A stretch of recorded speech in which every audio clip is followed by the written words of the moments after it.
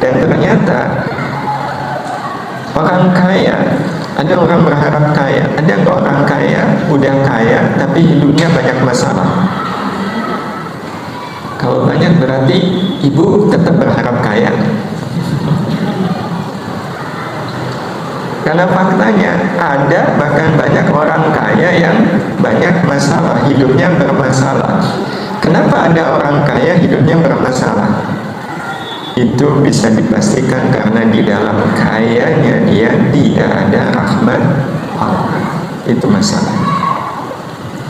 Jadi sekaya apapun orang, kalau di dalam kayanya orang itu tidak ada rahmat Allah, pasti kayanya dia itu akan jadi kaya yang bermasalah.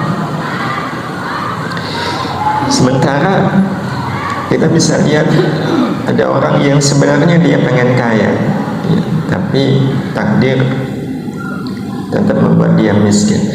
Ada nggak orang miskin yang hidupnya tanpa masalah, tidak bermasalah? Miskin tapi kok hidupnya ayem, tentrem, adem, walau belum pernah merasakan bagaimana tinggal di hotel tentrem gitu. Karena yang tinggal di hotel tentrem belum tentu tentrem, lebih tentrem yang tidak pernah tinggal di sana. Ada nggak ibu orang miskin tapi hidupnya ayem? Ada. Kenapa? Karena di dalam miskinnya dia ada rahmat Allah. Berarti hidup ini kan akan lebih sederhana ya, kalau kemudian kita hanya berharap satu saja, yaitu rahmat Allah. Inilah yang sekali lagi membuat hidup kita simpel. Jadi hidup anti puyeng itu adalah hidupnya orang yang hanya mengharapkan rahmat Allah. Kalau terlalu banyak harapan itu nanti akan lebih sering tinggal di hotel bintang 7 nomor 16. Yang sepuh masih ingat Puyer bintang 7 nomor 16. Itu obat apa?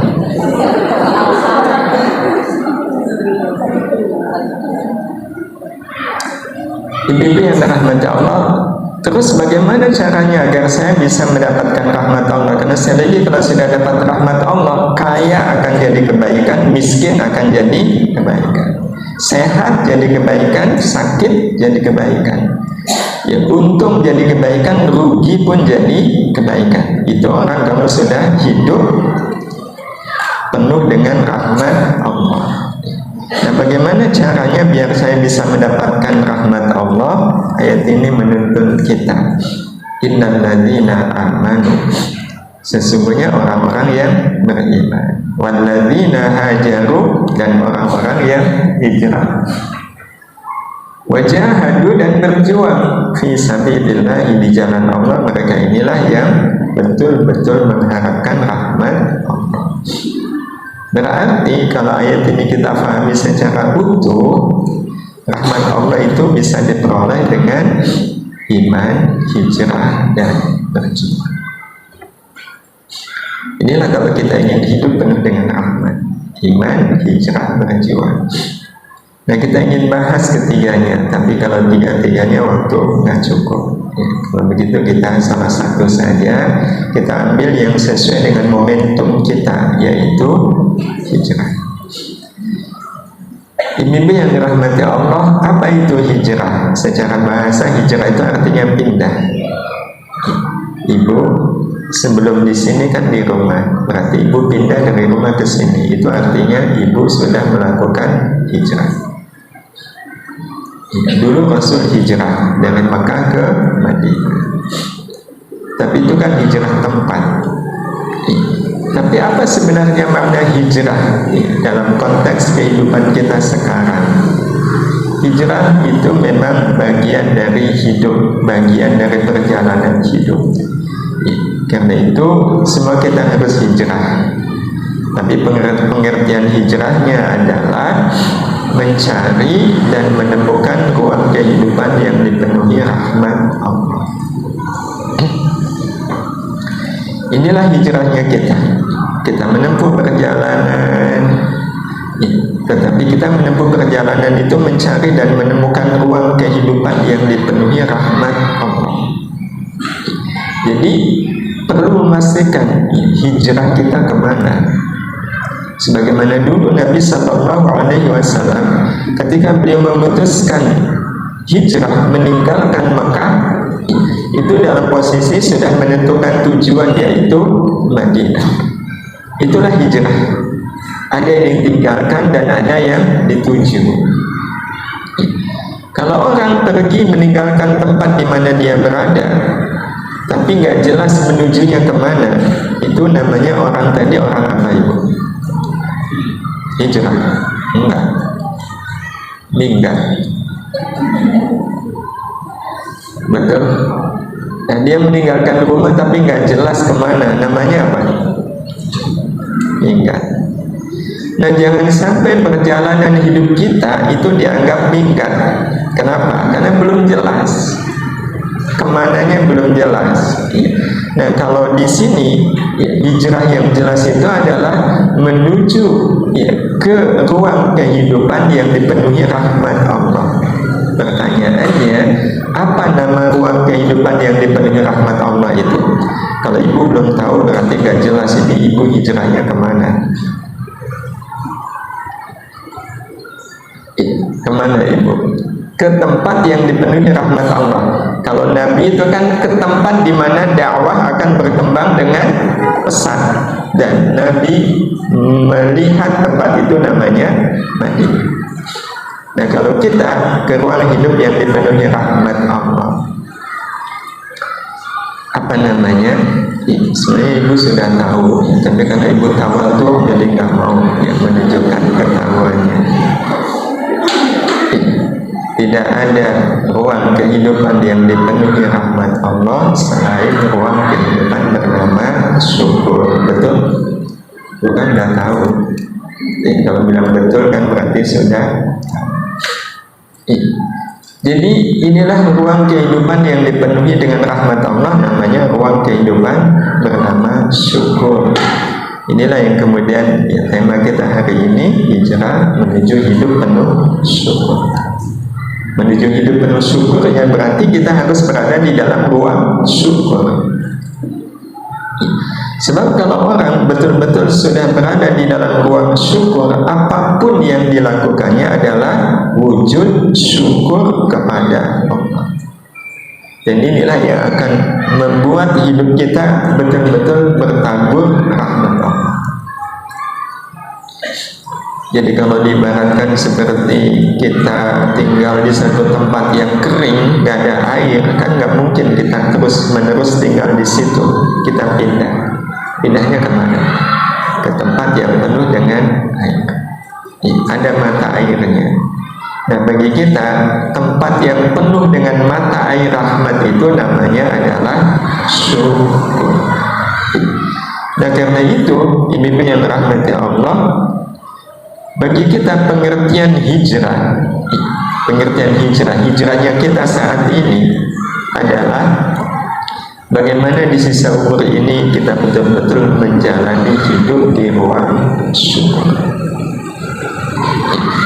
Di sisa umur kita yang kita nggak tahu ya sampai kapan Allah memberikannya kepada kita, ya, kita isi dengan syukur.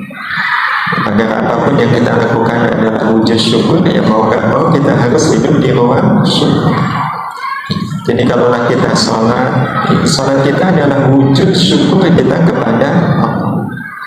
Ya, kalaulah kita baca Quran, ini wujud syukur saya kepada Allah. Syukur itu kan artinya matur nuwun, ya, matur nuwun dumateng Gusti Allah.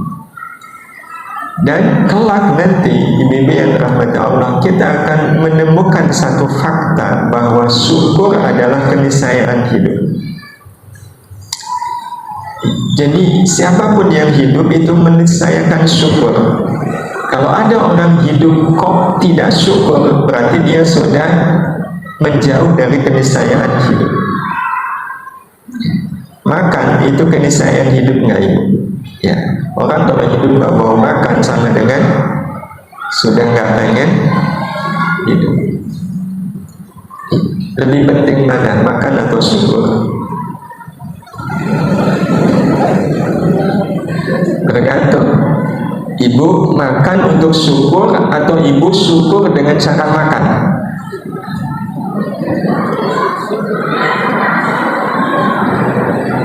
Kalau syukur dengan cara makan itu namanya apa? Syukuran. Dan syukuran itu beda dengan syukur. Iya, beda dengan syukur.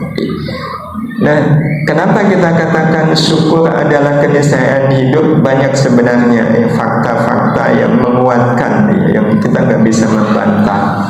Ya, fakta pertama, kenapa syukur adalah keniscayaan hidup? Karena hidup ini penuh dengan nikmat. Hidup kita kan penuh dengan nikmat.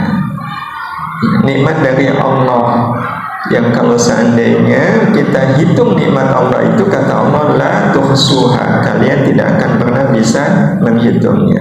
Karena apapun yang ada dalam hidup kita sebenarnya itu adalah nikmat. Ya.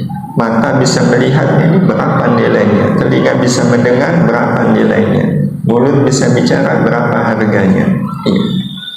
Jadi hidup ini tidak akan pernah lepas dari yang namanya nikmat. Di Quran saja Allah Subhanahu wa Ta'ala bahkan menyebutkan untuk kita satu surat ibu, satu surat yang kalau surat ini dibacakan, kita mendengarkan surat ini rasanya nikmat sekali, betul-betul nikmat.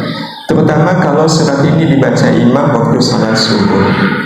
Surat apa ini? Inna a'toina kal kautsar. Kalau imam baca surat ini nikmat nggak bu?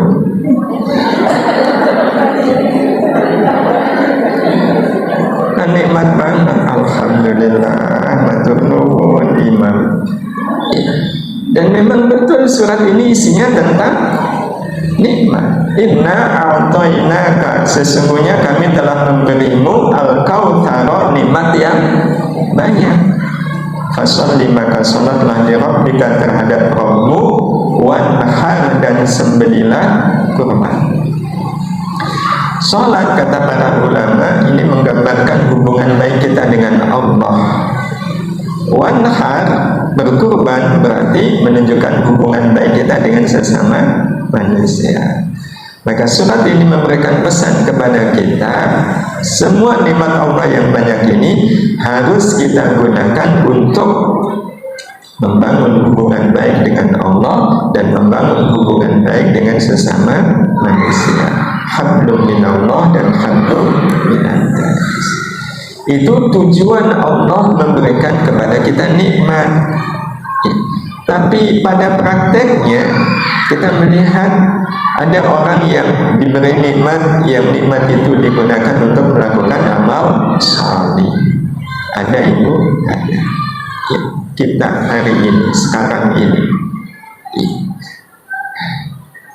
Ini kan nikmat Allah luar biasa. Kita gunakan untuk apa? Ngaji. Ngaji ini amal salih. Tapi ada nggak orang yang menggunakan nikmatnya untuk berbuat dosa? Mata dipakai buat melihat yang haram, mulut dipakai berbicara yang dilarang. Itu berarti orang tadi sudah menggunakan nikmat untuk berbuat dosa. Dan kita bisa pastikan semua orang yang berbuat dosa, berbuat maksiat itu pasti menggunakan nikmat Allah. Pasti menggunakan nikmat Allah. Mulut gosip, ngegosip itu pakai mulut pemberian Allah. Dan satu lagi, ada orang yang menggunakan nikmat itu untuk kesenangan dunia. Kesenangan dunia itu dosa enggak, amal soleh enggak, nah itu kesenangan dunia.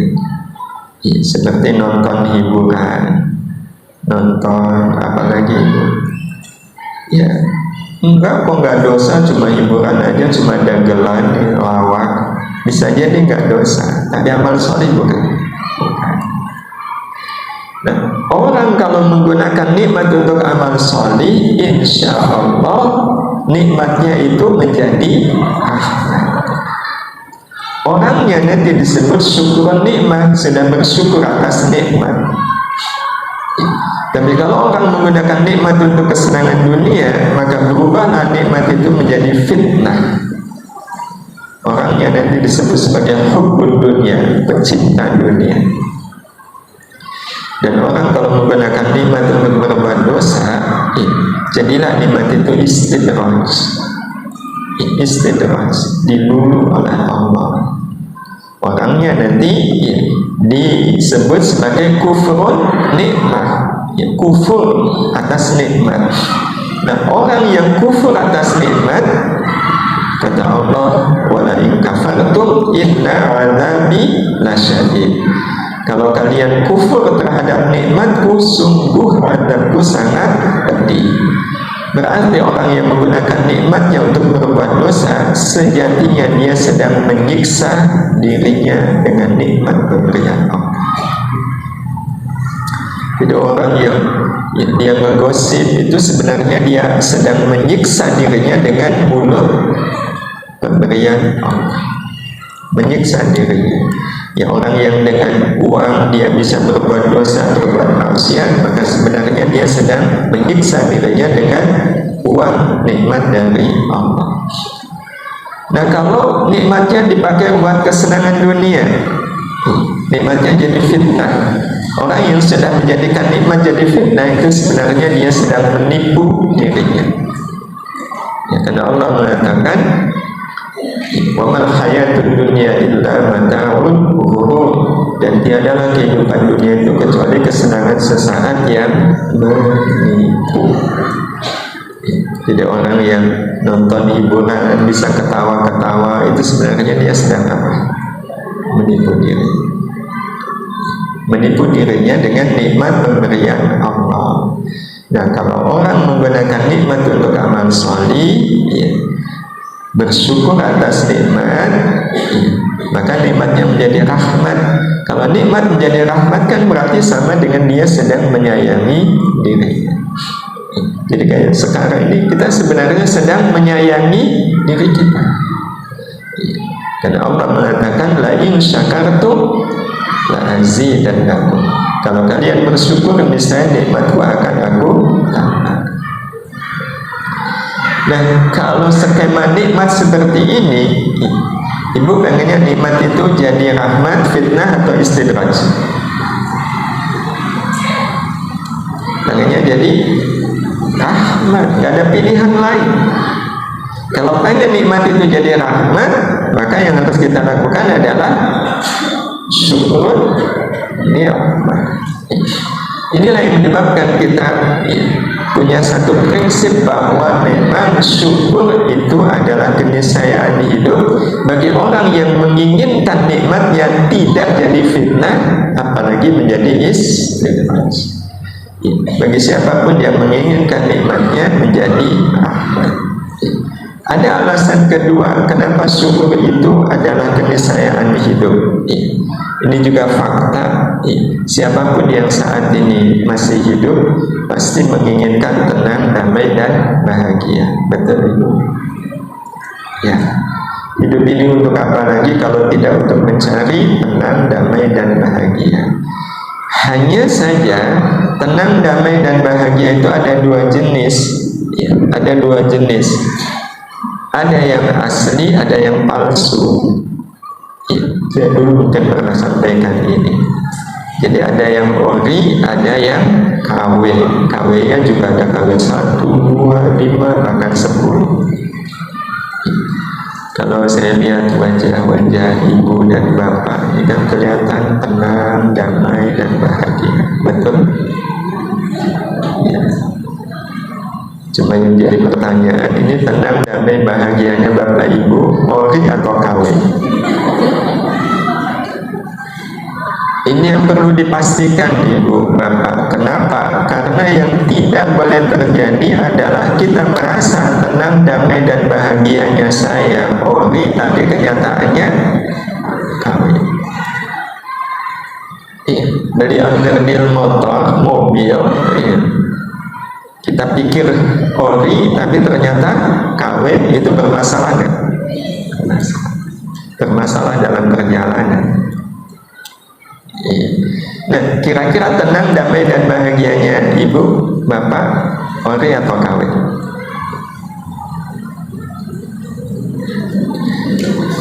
Kenapa nggak bisa jawab ibu? Baik, kalau begitu sepakat kalau kita sama-sama memastikan. Sepakat ibu? Baik, kalau ternyata kawin, alhamdulillah sudah tahu sekarang KW. Kalau KW kan tinggal ganti. Nah, terus tahunya bahwa tenang, damai, dan bahagianya saya ori. Tenang, damai, bahagia yang asli adalah tenang, damai, bahagia yang tetap dirasakan saat kematian tiba. Jadi tetap dirasakan nanti waktu kematian tiba. Loh, kalau waktu kematian tiba terus gimana? Saya kan belum mati. Gimana caranya saya tahu bahwa tenang, damai, dan bahagianya saya sekarang ini kelak nanti akan saya rasakan juga pada saat malaikat maut datang? Gimana caranya? Caranya mudah. Sesekali saja, tapi kalau mau sering juga baik. Bapak ibu membayangkan kalau tiba-tiba beliau datang. Beliau datang, itu pasti atau mungkin? Pasti. Maka kalau kita membayangkan tiba-tiba beliau datang, boleh nggak? Boleh. Karena kita membayangkan sesuatu yang pasti. Yang nggak boleh kan membayangkan yang belum pasti. Kita bayangkan kalau nanti malam, ya tidak harus nanti malam sih. Tapi bisa jadi kan nanti malam. Tiba-tiba beliau datang. Tiba-tiba beliau datang. Dan pada saat beliau datang, dramanya seperti ini. Ini saya mau menyampaikan dramanya. Tapi mudah-mudahan drama ini kelak nanti menjadi kenyataan dalam hidup kita. Jadi malam-malam, tidak harus malam, bisa jadi siang. Datang tamu, kita pun menemui beliau. Kemudian kita tanya, panjenengan sinten? Kemudian beliau mengenalkan diri, saya malaikat maut. Begitu beliau mengenalkan, saya malaikat maut, wajah kita berbinar. Malaikat maut, monggo pinara. Malaikat wonten dawuh menapa kok dalu-dalu tindak tenggen kula. Saya diperintah menjemput ibu, menjemput bapak, menjemput saya. Betul, saya estu. Alhamdulillah. Kula pancing ajeng-ajeng panjenengan malaikat. Kok nembe rawuh sak menika to? Kok boten wingi-wingi? Monggo malaikat, monggo. Saya ikhlas. Monggo. Manakah kita membayangkan drama seperti ini menjadi kenyataan?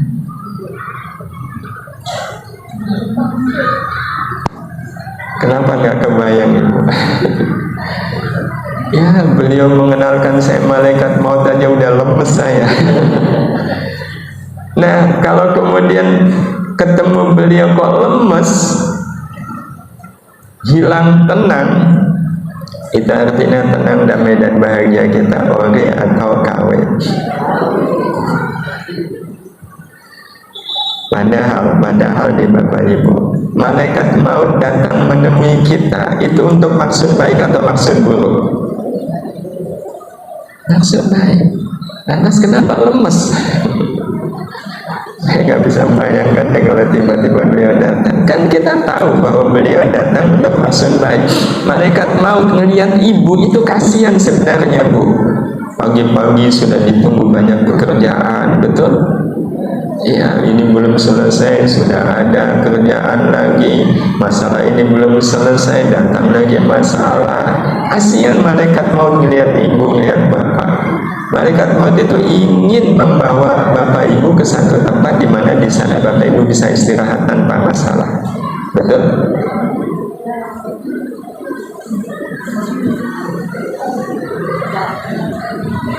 Berarti kedatangan beliau itu membuat kita merasakan tenang, damai, dan bahagia di puncaknya.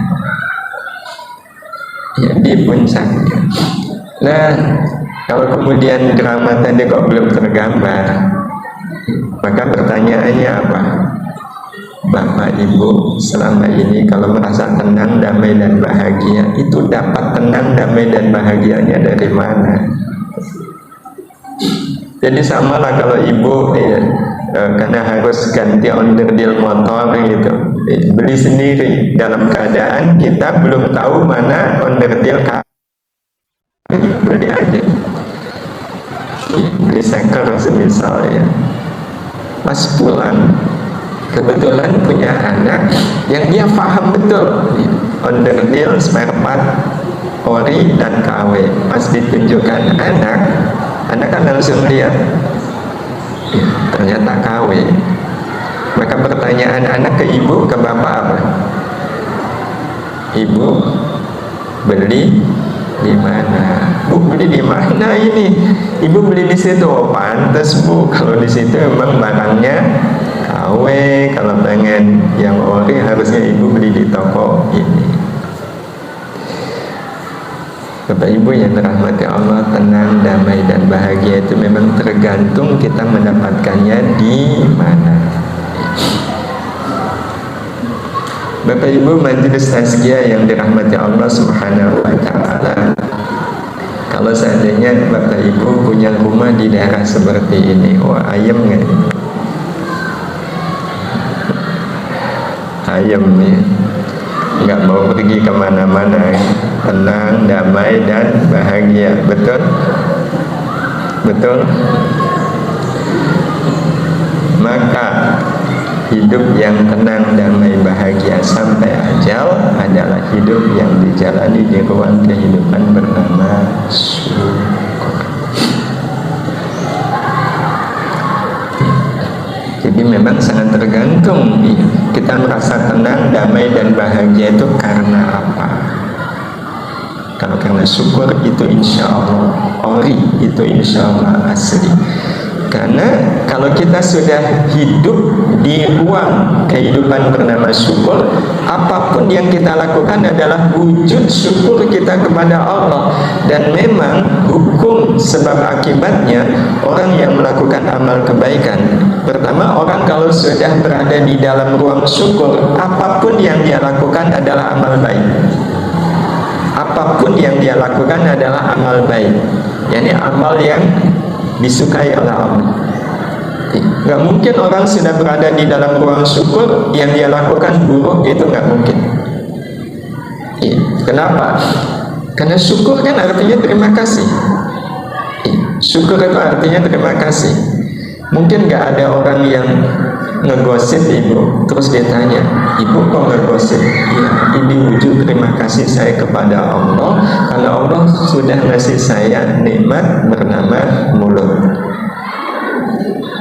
Tuh, kalau ada orang ngegosip bilang begitu, kita pengennya ngapain, Bu? Insya Allah diwakili malaikat. Wah, malaikat greget betul, ngegosip kok bilangnya syukur. Tapi kalau baca Quran, ibu kenapa baca Quran? Ini syukur saya kepada Allah. Pantas ya? Pantas. Dan ini hukumnya, orang yang melakukan amal kebaikan yang semata-mata karena syukurnya kepada Allah, pasti amal kebaikan itu akan memberikan kebahagiaan untuk dia, yang kebahagiaannya tidak akan pernah hilang, tidak akan pernah habis sampai kapanpun. Bahkan sampai malaikat mau datang, bahkan kebahagiaan itu akan dibawa sampai ke akhir. Itu kalau orang beramal baik karena syukur. Berarti ibu yang dirahmati Allah, kalau seandainya kita hidup di ruang syukur ini, katakanlah sejak usia 10 tahun, sejak usia 10 tahun. Berarti kita sholat itu syukur saya kepada Allah, baca Quran itu wujud syukur saya kepada Allah. Berarti tabungan ketenangan, kedamaian dan kebahagiaan Bapak Ibu banyak atau sedikit? Banyak. Ya, banyak. Satu kali sholat saja itu bisa memberikan kepada kita 100.000 kebahagiaan, bahkan bisa lebih. Jadi dari sholat saja itu kebahagiaan hidup kita bisa ratusan juta, bisa miliar. Karena Nabi pernah mengatakan wajulat qurratu aini fis shalah, dan telah dijadikan penenang jiwaku, penyejuk hatiku ada di dalam sholat. Berarti kan sholat itu menenangkan, menyejukkan, membahagiakan. Singkat cerita, berarti hari ini kita orang yang kaya atau miskin bahagia? Kaya bahagia. Betul Ibu? Betul Bapak? Boleh kita cek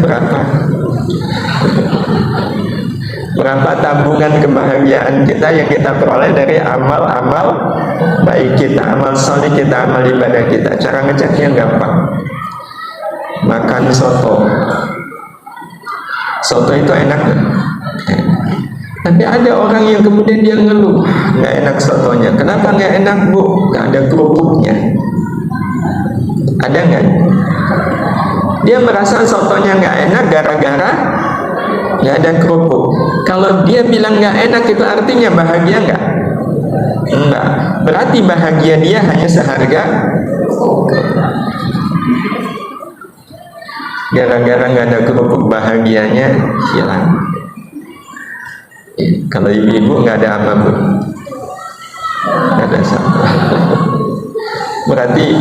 Berarti cadangan, tabungan kebahagiaan dia hanya seharga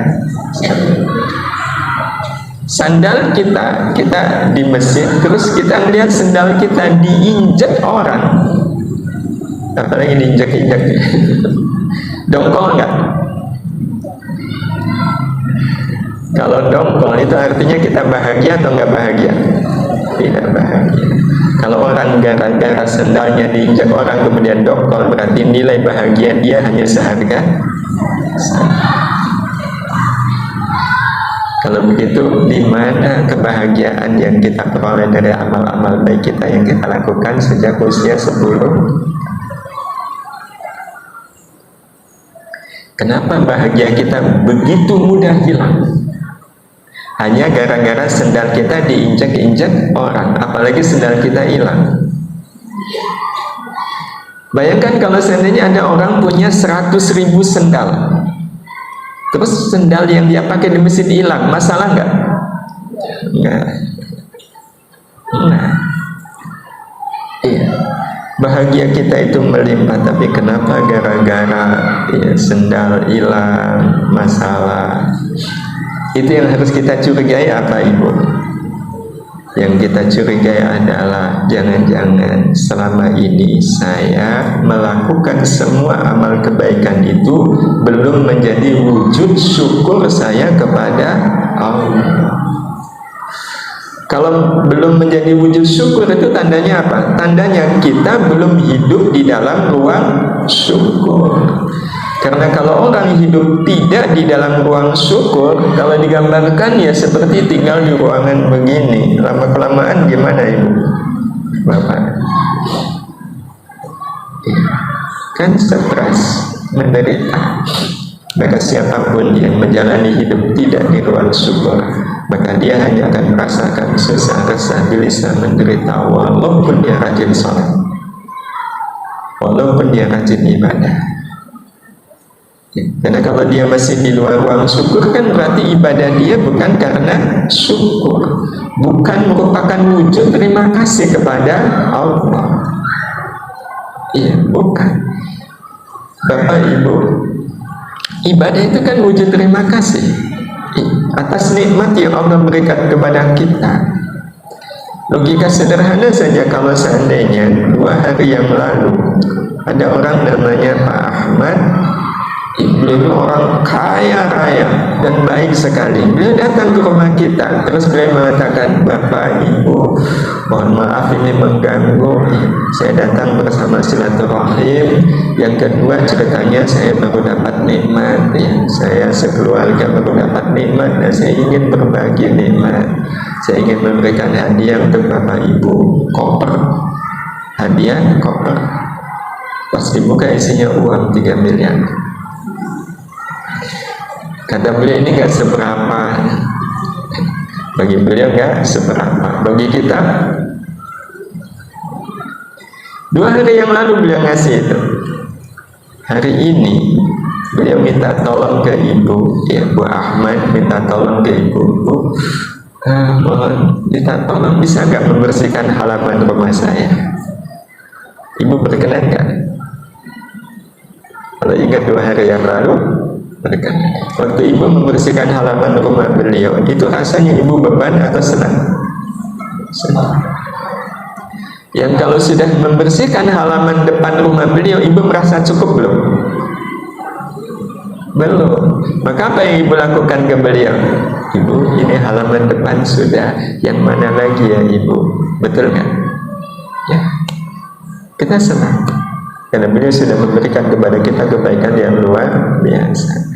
Tapi kalau seandainya ada orang waktu diminta oleh Bu Ahmad, Bu, mohon minta tolong membersihkan halaman rumah saya. Terus beliau bilang, ibu kok nyuruh saya membersihkan halaman rumah ibu, memang ibu mau bayar saya berapa? Mungkin nggak ada orang seperti itu. Mungkin? Kalau mungkin berarti orang ini orang apa?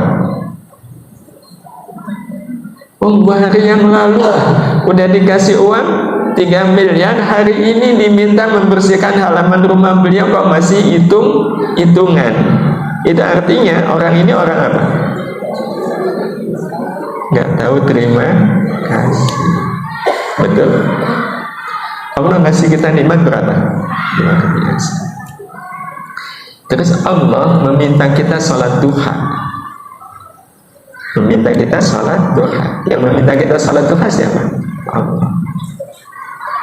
Terus ada nggak orang yang hitung-hitungan waktu sholat duha? Ada. Saya mau sholat duha, ya, agar Allah ngasih saya rezeki. Ada? Boleh nggak itu? Boleh nggak? Boleh. Memang nggak salah, boleh. Tapi kan jadinya orang seperti ini namanya orang apa? Tidak tahu diri. Maka orang yang tahu diri, salat duha, ini wujud syukur saya kepada Allah. Wujud syukur saya kepada Allah. Tilawah Quran, wujud syukur saya kepada Allah. Kalau betul-betul wujud syukur kepada Allah, maka baca Quran 1 juz itu sudah cukup belum? Belum. Tapi banyak orang yang ketika sudah 1 juz, alhamdulillah, udah selesai. Sebenarnya agak-agak kurang tahu diri. Ya, inilah yang menyebabkan ibadah dan amal soleh kita membuat kita tidak bahagia. Buktinya, sholat itu kan wujud syukur kita kepada Allah. Tapi kalau imam bacaannya panjang sekali, seneng atau dongkol? Nah, kalau sampai dongkol berarti dia sholat itu wujud apa ke Allah? Wujud syukur bukan?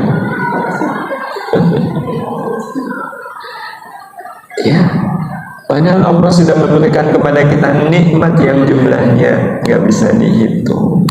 Tapi kenapa masih bisa dongkol ketika salah? Ini yang kemudian harus betul-betul, ini kan kita sedang refleksi, ya, melihat ke belakang. Ya Allah, jangan-jangan selama ini saya hidup tidak di dalam ruang syukur. Dan ini kalau dibiarkan, ya, puncak penderitaannya akan terjadi kapan? Nanti pada saat sakaratul maut. Orang-orang yang hidup tidak di dalam ruang syukur akan merasakan pedih yang luar biasa. Ini yang kadang kita juga akhirnya betul-betul melihat diri. Ada nggak orang yang sebenarnya dia ahli ibadah tapi matinya su'ul khatimah? itu menjadi peringatan bagi kita. Berarti kalau begitu, apa yang harus kita lakukan? Hijrah. Hijrahnya kemana? Hijrah ke dalam ruang syukur, ya. Agar hidup terjalani di ruang syukur, ya. Agar kita betul-betul bisa hidup di ruang syukur, ya. Ruang syukur itu, ya tadi sepintas kita sudah sampaikan, ya gambarannya seperti Bapak Ibu tinggal di suasana seperti ini, ya. Kalau Bapak Ibu diajak ke ruang seperti ini, kalau baru sehari diajak pulang lagi ke Karangwaru, mau kan? Nah, kalau boleh tinggal aja lah di situ. Inilah suasana di dalam ruang syukur. Jadi ruang syukur adalah ruang kehidupan yang sebenarnya disediakan oleh Allah, yang kalau kita ada di dalamnya akan membuat kita manusia pertama berpandangan baik tentang apapun. Itu orang kalau sedang berada di dalam ruang syukur. Jadi pandangannya selalu baik, ya, tentang apapun. Sehat itu baik, kalaupun sakit baik. Dipuji orang kebaikan, dihina orang juga akan difahami sebagai kebaikan. Berhasil itu kebaikan, kalaupun gagal pasti ada kebaikannya. Itu orang kalau sedang berada di dalam ruang syukur. Yang kedua, berprasangka baik terhadap siapapun. Jadi orang kalau sedang berada di dalam ruang syukur itu nggak bisa berprasangka buruk, itu nggak bisa. Jadi prasangkanya selalu baik. Semisal dihina orang, selama ini kita kepada orang yang menghina kita, prasangka kita baik atau buruk? Padahal orang yang menghina kita itu siapa? Orang yang membantu kita agar kita bisa melakukan amal kebaikan bernama memaafkan. Betul? Ibu, bapak pengen nggak jadi pemaaf? Kalau pengen, berarti butuh siapa? Butuh yang menghina. Berarti orang yang menghina kita itu berjasa nggak? Berjasa. Betul? Ya. Tapi kalau saya belum bisa ya begitu. Kalau belum bisa tandanya apa? Belum berada di dalam ruang syukur. Bahkan kalau kita lihat orang yang menghina kita, kan orang yang sedang mengorbankan dirinya. Dia rela berbuat hina agar kita punya kesempatan melakukan amal mulia. Yang ketiga, orang kalau sedang berada di dalam ruang syukur, dia bisa berdamai dengan masalah apapun. Dia bisa berdamai dengan masalah apapun. Jadi apapun masalahnya akan disikapi dengan apa? Damai. Damai. Kenapa bisa berdamai dengan masalah apapun? Sebab hidup ini, hidup kita ini, Bapak Ibu, mungkin nggak kita hidup tanpa masalah? Nah, kita sendiri mengatakan tidak mungkin. Berarti kalau ada masalah, itu salah atau benar?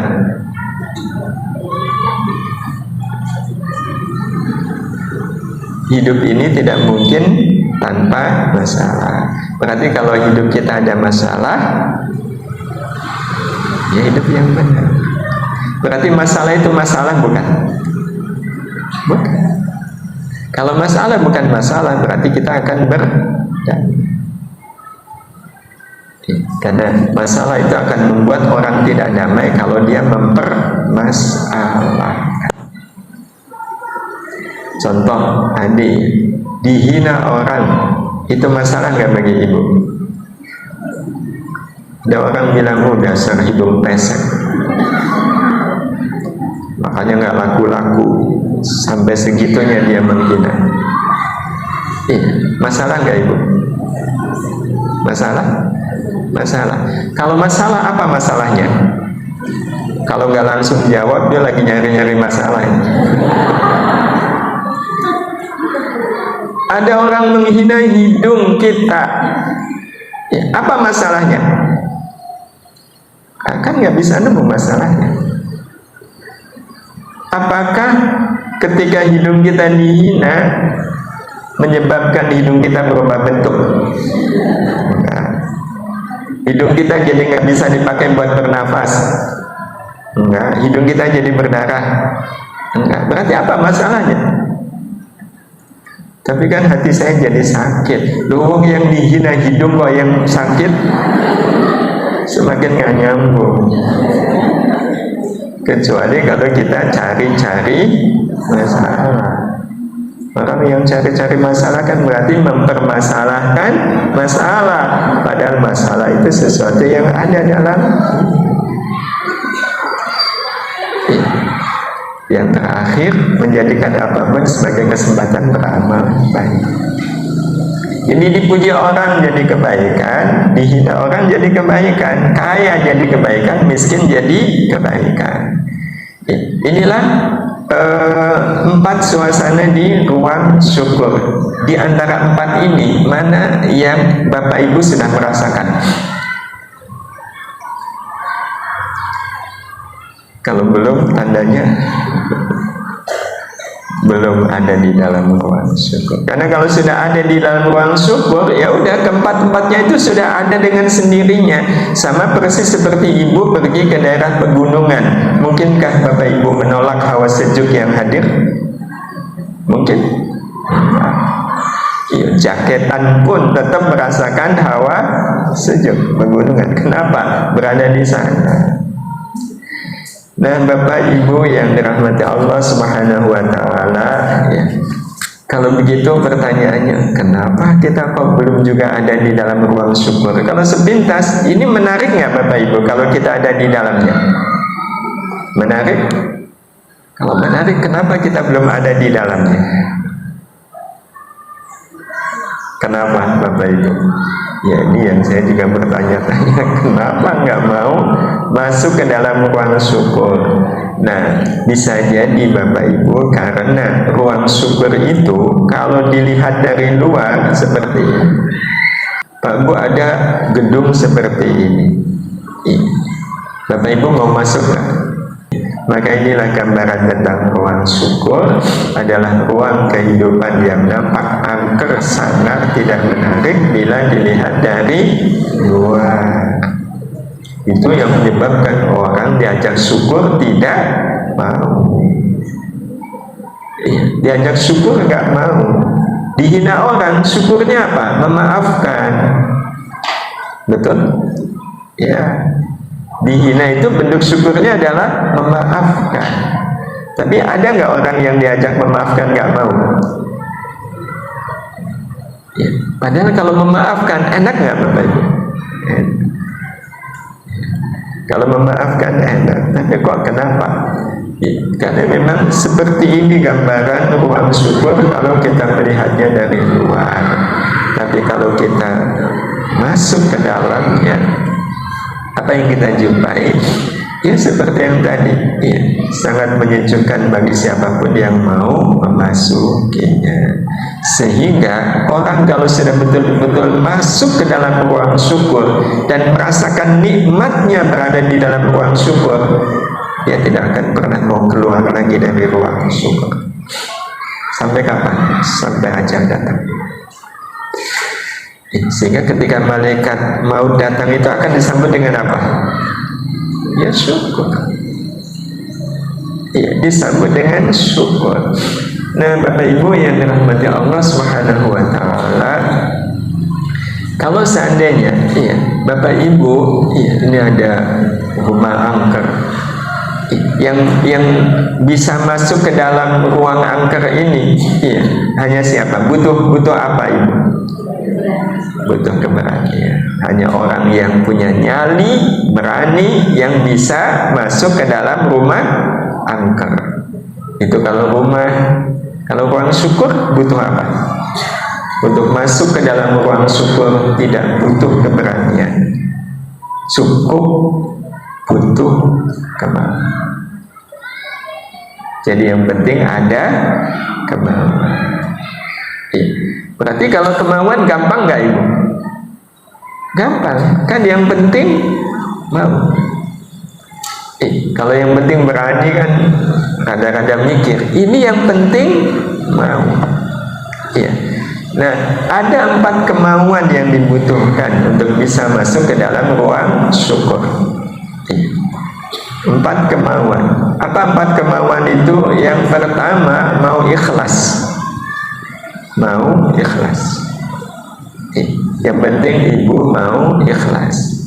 Karena kalau orang mau ikhlas itu insya Allah syukur gampang. Kalau orang mau ikhlas. Ada orang berhutang ke bapak, ke ibu, nggak bayar-bayar, masalah nggak? Masalah. Biar nggak jadi masalah, ikhlas. Betul bapak ibu? Betul? Ya, ikhlaskan aja. Cuma pertanyaannya, mau ikhlas itu susah atau gampang? Susah. Baik, kalau bapak ibu mau susah, mau ikhlas itu susah, nggak apa-apa. Nggak apa-apa. Yang penting bapak ibu mau ridho. Nah, ini mau yang kedua. Karena kalau orang mau ridho, mudah untuk mau ikhlas. Mau ridho itu, pokoknya apapun kita mengatakan nggak apa-apa. Nah, itu ridho. Iya, ridho. Bu, tadi ibu dikerdemin loh orang satu arisan. Nggak apa-apa. Kalau kita bilang nggak apa-apa, enak nggak? Enak, itu tandanya ridho.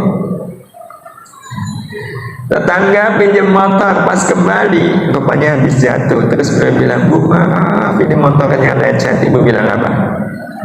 Nggak apa-apa. Enak nggak? Itu namanya ridho. Itu namanya bapak ibu mau ridho. Nah, cuma masalahnya mau ridho itu susah atau gampang? Susah atau gampang? Susah. Kalau bapak ibu bilang susah, ya udah nggak apa-apa. Saya ridho bu, saya ridho.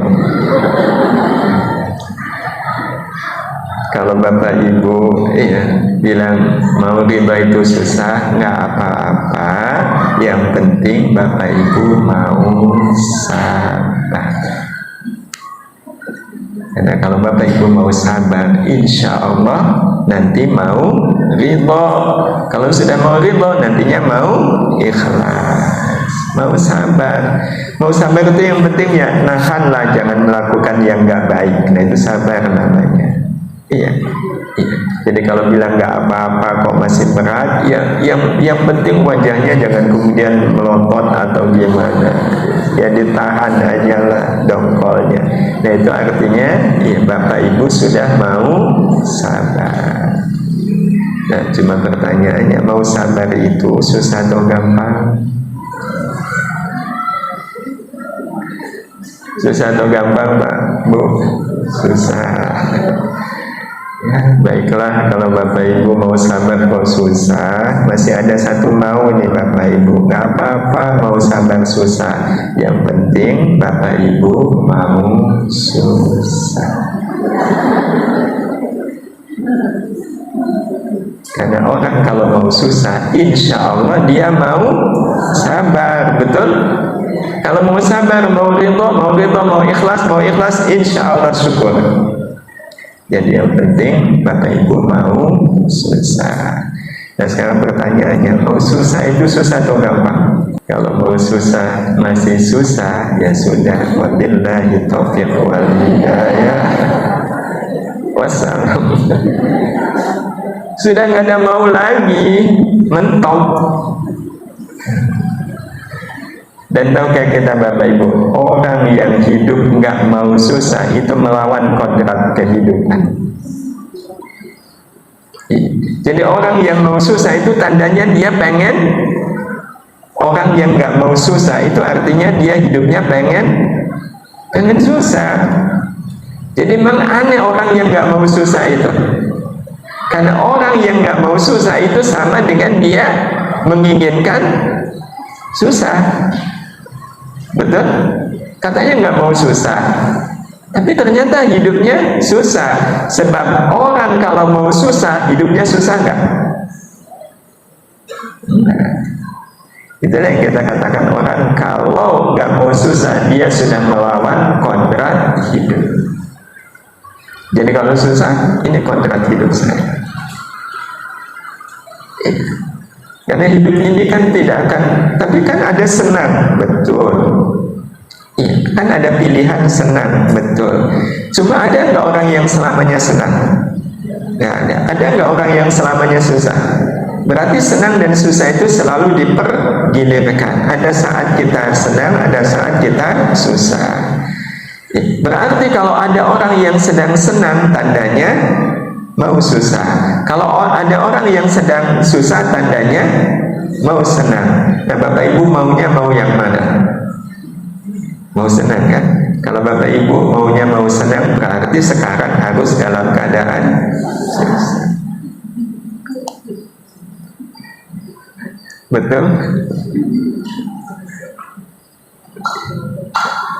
Pusing. Nah, cuma memang kadang akhirnya kan kita bertanya lah, terus gimana caranya biar saya mau susah? Nah, ada kuncinya, memang ada kuncinya. Ya, Bapak Ibu mau saya kasih kunci untuk mau susah? Mau? Mau, baik, tapi janjian nanti dipakai. Nah, buat apa dikasih kunci kalau nggak dipakai? Keempat mau ini memang ada kuncinya. Mau susah kuncinya ikhwal, mau sabar kuncinya akhwal, mau ridha kuncinya aqwal, mau ikhlas kuncinya amal. Jadi awalnya orang harus mau susah, itu yang membuat dia mau sabar, mau ridha, mau ikhlas, dan akhirnya syukur. Berarti untuk bisa masuk ke dalam ruang syukur butuh 4 kemauan. Untuk memiliki 4 kemauan butuh 4 kunci. Kunci untuk mau susah, ikhwal. Kunci mau sabar, ahwal. Mau ridha, aqwal. Mau ikhlas, amal. Nah, kelak nanti keempat kunci ini bimbingan rahmat Allah memang berfungsi ya, agar kita hidup di dalam ruang syukur. Ikhwal semisal itu perannya adalah membuka pintu ruang syukur. Karena kita tidak akan mungkin bisa masuk ke dalam ruang syukur kalau pintunya tidak terbuka. Nah, untuk membukanya butuh ikhwal. Setelah membuka, masuk. Nah, masuk itu butuh ahwal. Jadi ahwal itu proses kita masuk ke dalam ruang syukur. Begitu masuk,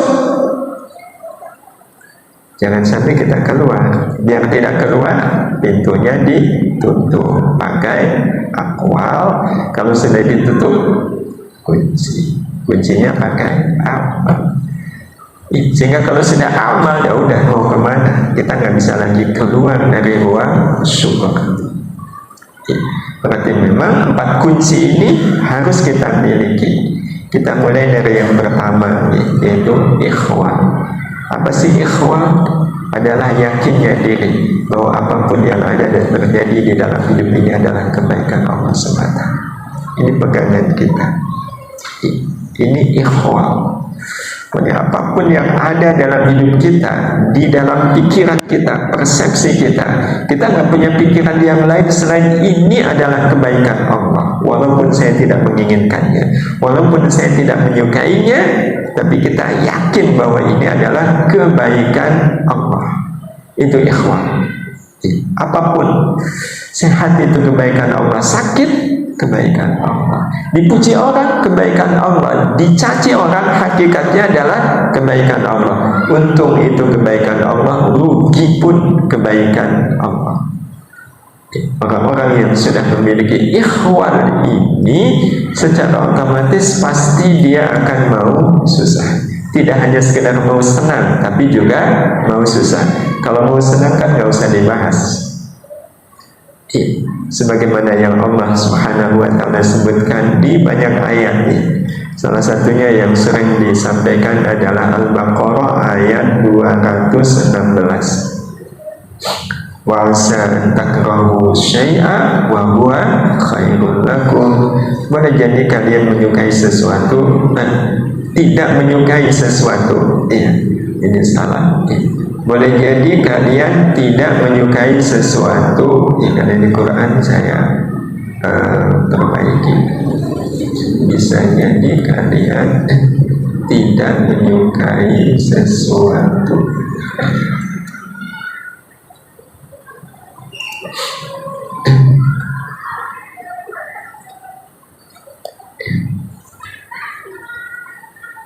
Jadi boleh jadi kalian tidak menyukai sesuatu, tetapi itu kebaikan-kebaikan.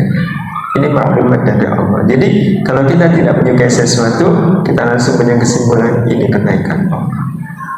Ini kebaikan Allah. Maka ini kebaikan Allah yang lebih baik bila dibanding ketika kita mendapatkan sesuatu yang kita sukai. Nah, setelah ikhwal, tahap berikutnya adalah ahwal. Nah, kalau ahwal adalah lapangnya hati menyambut apapun yang ada dalam hidup ini sebagai kebaikan Allah. Jadi ikhwal sama ahwal itu sebenarnya satu kesatuan. Bedanya kalau ikhwal itu dalam persepsi kita, yaitu pikiran kita. Kalau ahwal itu adanya di dalam hati, di dalam perasaan. Sehingga pikiran dan perasaan kita nyambung, tersambung antara ikhwal dengan ahwal. Nah, orang kalau sudah mau berahwal, itu berarti tandanya dia mau sabar.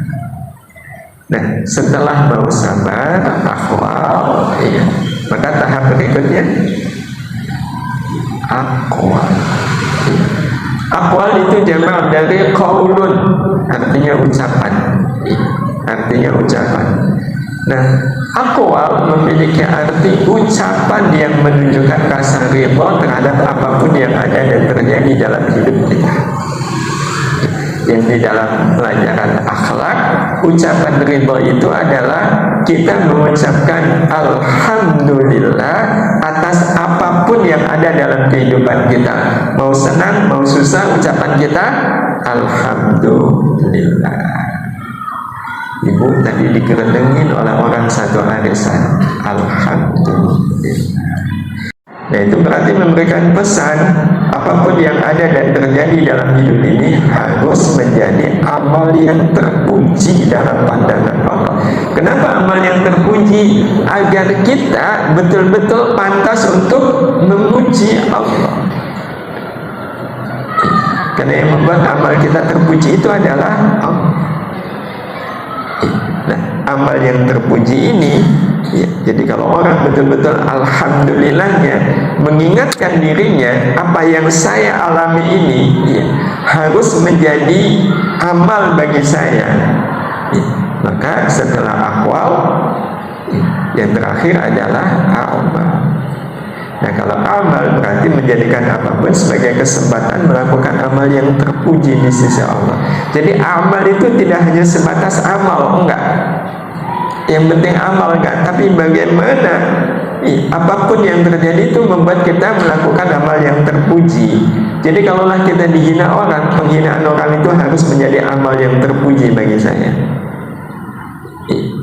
Saya dagang rugi, bagaimana rugi ini menjadi amal yang terpuji, menjadi alasan, maksudnya kesempatan bagi kita untuk melakukan amal yang terpuji, amal yang terpuji di sisi Allah. Nah, terus apa batasan amal itu dikatakan terpuji? Batasannya adalah amal baik yang kita lakukan dalam keadaan kita tidak menginginkannya. Itu amal terpuji. Amal baik, amal baik yang sebenarnya saya nggak ingin melakukannya, nggak ingin. Tapi kita memutuskan untuk melakukannya. Kenapa? Semata karena Allah menginginkannya. Inilah yang dimaksudkan amal terpuji. Dan inilah amal yang membuat orang bisa ikhlas. Kan amal itu dalam rangka agar kita mau ikhlas. Jadi amal baik yang kita lakukan dalam keadaan kita tidak menginginkannya, semata karena Allah menginginkannya. Jadi kalau ukurannya saya pilih nggak melakukan, tapi kan Allah menginginkan, itu yang membuat kita memutuskan untuk melakukan. Contoh, ini contoh amal terpuji. Ada orang nuding-nuding kita, Bapak Ibu, terus dia bilang dasar benalu sampah. Kita pengennya ngapain orang ini? Pengennya ngapain? Apalagi misalnya yang melakukan suami, wah itu. Atau adik, atau kakak. Pengennya kita ngapain orang ini, Bapak Ibu? Pengennya kan balas, betul. Tapi bukankah Allah mengatakan idfa' billati hiya ahsan? Fussilat ayat 34. Tolaklah, balaslah keburukan orang dengan kebaikan. Membalas keburukan orang dengan kebaikan itu maunya siapa? Maunya Allah. Maunya kita balas dengan keburukan yang sama. Tapi Allah tidak. Maka membalas keburukan orang dengan kebaikan inilah yang disebut sebagai amal terpuji. Dan Bapak Ibu yang dirahmati Allah, kalau seandainya ada orang yang tahu, ya, katakanlah ibu, ya, ibu habis dihina oleh seseorang, ya, tapi ibu ngirim orang itu makanan yang sangat enak. Orang tadi kemudian bertanya, Bu, dia kan habis menghina ibu, kok ibu kirim makanan yang enak? Ya, ibu ikhlas nih ngasih ngirim makanan yang enak untuk dia. Ibu bilang apa? Ikhlas. Nah, ibu bilang ikhlas itu ikhlas yang berbobot enggak? Berbobot. Itu ikhlas yang sesungguhnya. Bandingkan kalau seandainya tetangga habis mengirim kue untuk ibu, mengirim kue untuk ibu, harganya 500.000. Ibu balas juga kirim makanan, harganya 200.000. Ada orang lihat, Bu, ibu kok ngirim makanan enak ke beliau? Iya. Wah, enak loh, Bu. Iya, kok diberikan ke tetangga? Iya. Ibu ikhlas nggak ngasih makanan itu? Ibu bilang apa? Kalau ibu bilang ikhlas, itu ikhlas yang berbobot atau nggak berbobot? Ya enggak, uang beliau ngirim makanan harga 500.000, ibu ngirim makanannya 200.000. Kalau bilang ikhlas itu ada bobotnya enggak? Enggak.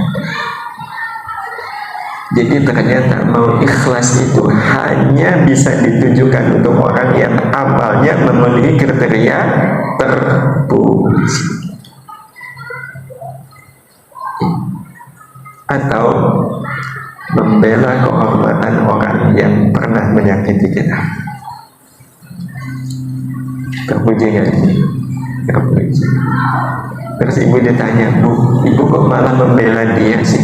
Kan dia suka nyakitin ibu. Ya, nggak apa-apa.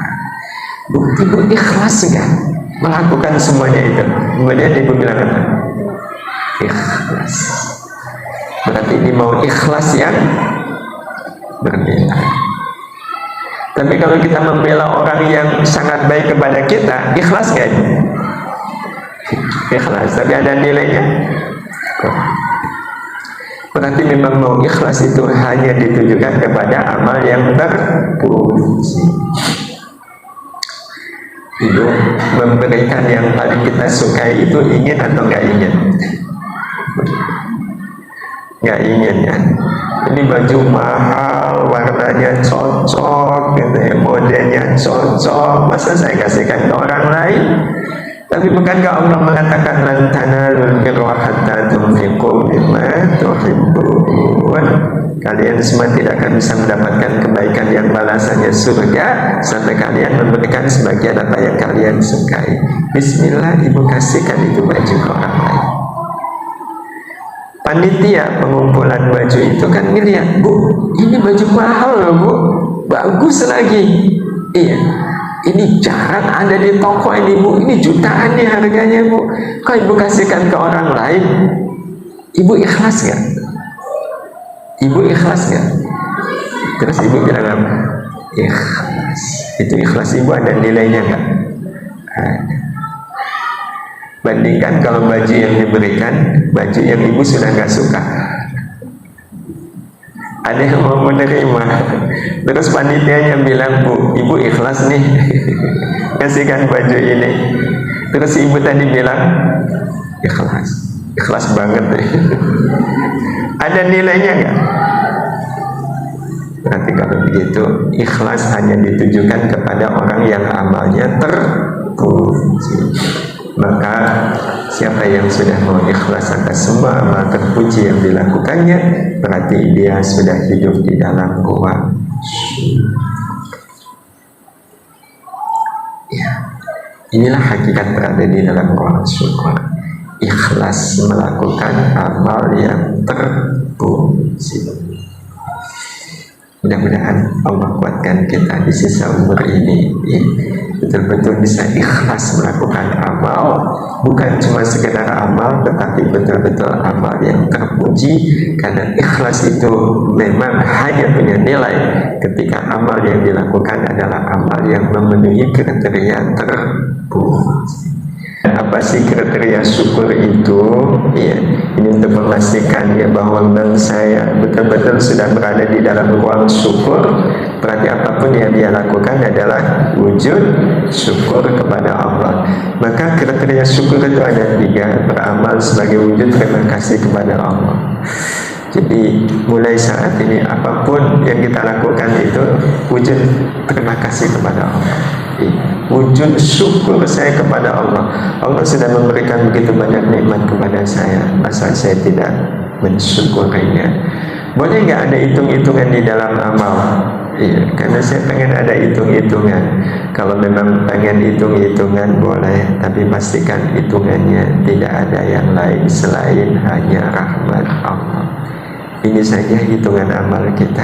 Kalaupun ada harapan dari amal, cukuplah harapan itu adalah rahmat Allah.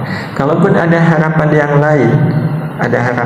lain, maka harapan yang lain itu kita serahkan sepenuhnya kepada Allah. Itu bukan urusan saya, itu wilayah Allah, bukan wilayah saya.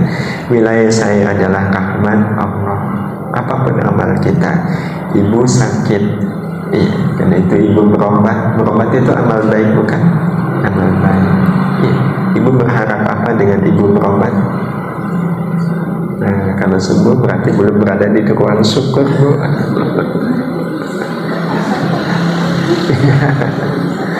Iya, kita sakit, berobat, harapan berobat sembuh, rahmat Allah. Ya, rahmat Allah. Sembuh itu urusan kita atau urusan Allah?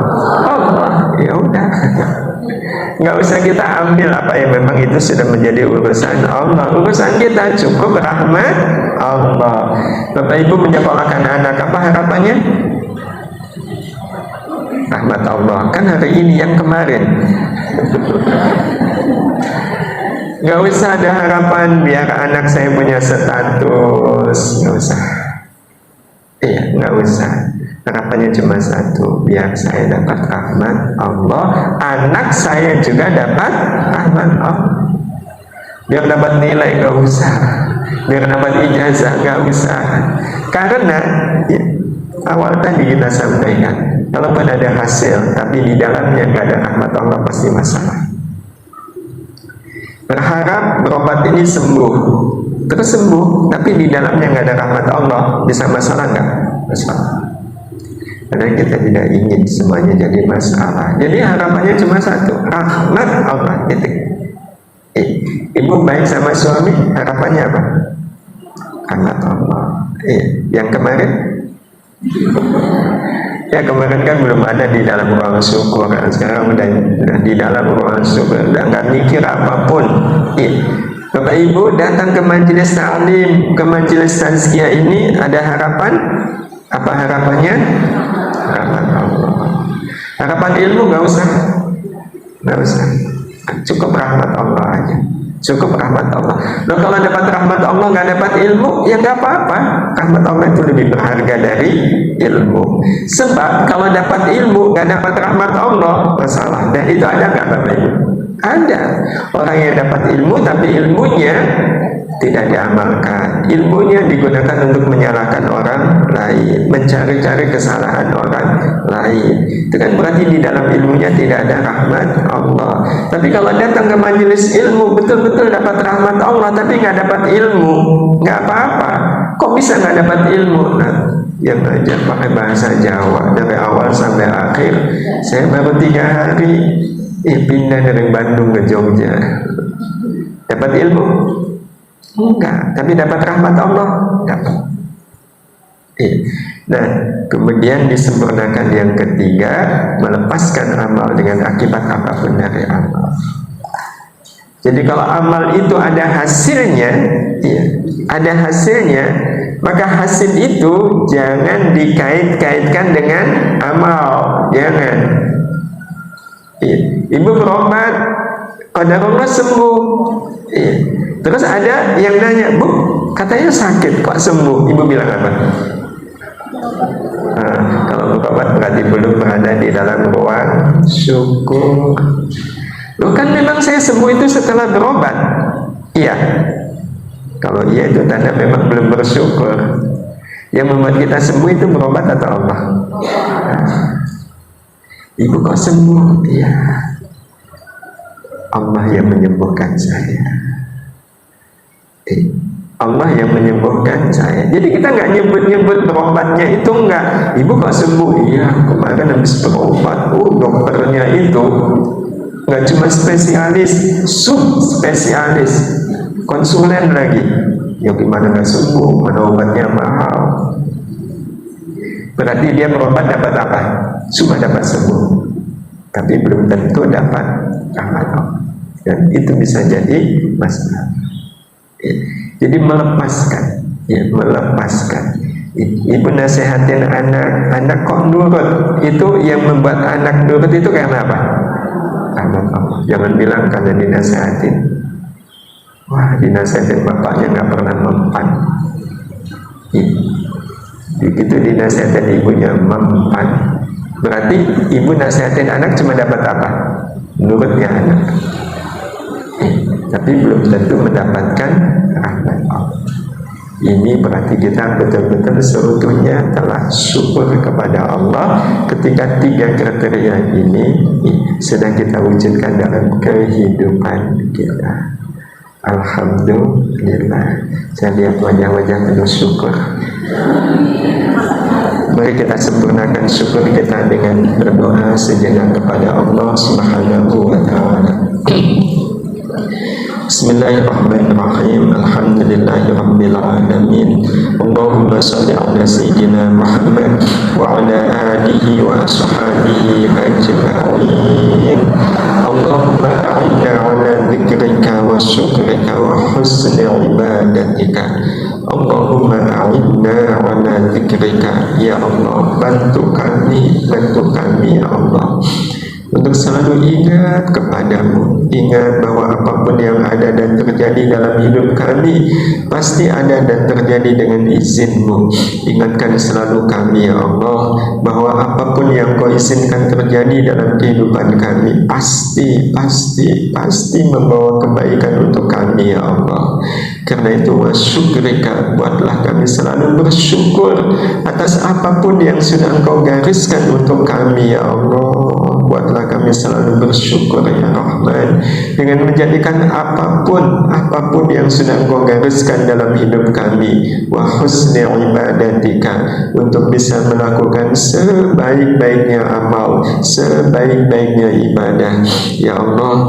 Jangan kau biarkan apapun yang ada dan terjadi dalam hidup kami gunakan justru untuk melakukan keburukan ya Allah. Lindungi kami dari segala keburukan atas apapun. Jadikan semua yang ada dalam hidup kami semuanya menjadi kesempatan bagi kami ya Allah, untuk bisa melakukan sebaik-baiknya amal. Dan ya Allah, apapun amal kami, bantu kami untuk kami lakukan semata-mata karena syukur kami kepadamu. Jangan lagi engkau biarkan kami memiliki perhitungan ya Allah, perhitungan selain rahmat-Mu. Cukup ya Allah, hitungan kami atas amal-amal kami adalah berharap rahmat-Mu. Jangan kau biarkan kami berharap yang lain dari amal-amal kami selain hanya rahmat-Mu ya Allah. Ya Allah, bukankah kami bisa melakukan amal kebaikan ini karena rahmat rahmat-Mu. Karena itu jadikan ya Allah harapan dari amal-amal kami hanyalah rahmat-Mu. Karena itu rahmati kami, rahmati orang tua kami, rahmati kerabat kami, keluarga kami, handai tolan, saudara-saudara kami, dan siapapun ya Allah yang mencintai kami dan kami mencintai mereka. Rahmati kami, rahmati pula semua anak keturunan kami, dan jadikan dengan rahmat-Mu ini Engkau utuhkan kebersamaan kami hidup di dunia-Mu saat ini mulia, utuhkan kembali kebersamaan kami di akhirat nanti mulia ya Allah, dengan Engkau kumpulkan kembali kami di surga-Mu. Jadikan majelis tazkiyah ini ya Allah menjadi majelisnya para ahli surga, majelisnya para ahli surga, majelisnya para ahli surga. Dengan Engkau karuniakan ya Allah untuk semua jamaah majelis tazkiyah ini segala sifatnya ahli surga, segala amalnya ahli surga, segala ucapannya ahli surga. Birahmatika ya arhamar rahimin. Rabbana la tuzigh qulubana ba'da idh hadaitana wa hab lana min ladunka rahmah innaka antal wahhab. Rabbana atina fid dunya hasanah wa fil akhirati hasanah wa qina adzabannar. Wa sallallahu ala sayyidina Muhammad wa ala alihi wa sahbihi ajma'in walhamdulillahi rabbil alamin. Mudah-mudahan Allah mengabulkan doa-doa kita semuanya. Mohon maaf atas segala salah dan khilaf. Hadani Allah wa iyyakum ajma'in. Saya kembalikan kepada Ibu Ketua Acara. Wassalamualaikum warahmatullahi wabarakatuh.